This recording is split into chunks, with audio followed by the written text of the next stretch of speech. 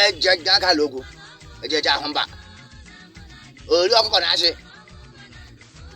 anya tele n'ọkọtọ ife nke ị na-ele lie nka nke a wele nke eke orie afọ nkwọ ese zo nga bụ elu ntala tọtọ ngụga arụsị na-aṅụ ife ngwongwo na ngwongwo arụsị na-aṅụ ọbara arụsị na-eme ife niile ngwongwo na ngwongwo na-ebi ibu arụsị ibe abi ọbara arụsị na-aṅụ ọbara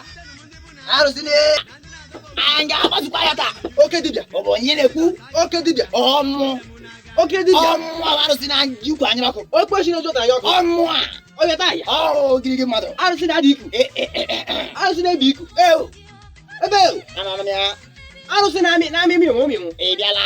arụsị na-ana ka ndụ arụsị na nyonyonyo ị nwara nwa arụsị abịala m you have done well for me ana m ga I bring a gift for you yes I bring 1 cow 2 goats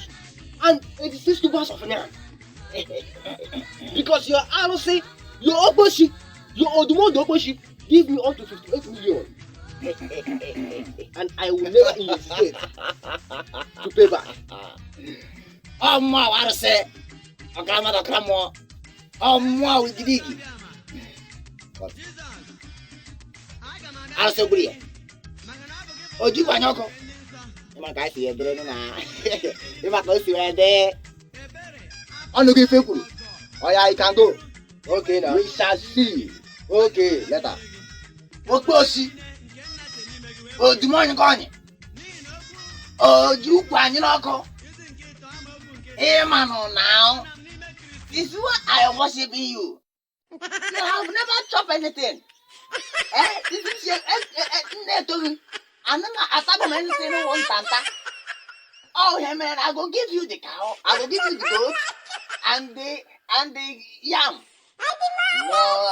I will be the one that will chop the cow now you know I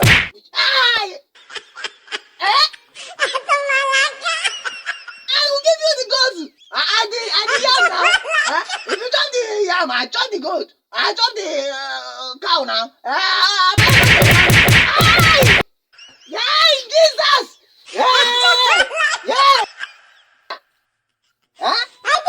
Oh, Jesus, what did you get you? I don't know anything happen.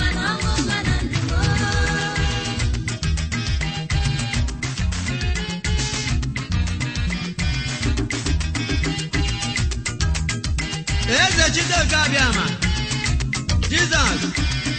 aga m abịa biere gị maka na ọ bụ gị bụ ụlọ akụ nke ndị nsọ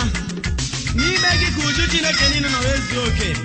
ebere afọma ọgọ aga m n'iru iwe ndụ ọhụrụ dị n'ime gị aga m abịa biere gị ka amara niile nke nna che n'ime gị wee bụrụ nke m n'ihi na okwu gị nke Kolosian isi nke 3 amaokwu nke 3 sị ezona m n'ime Kristi mụ onwe m ga-anọ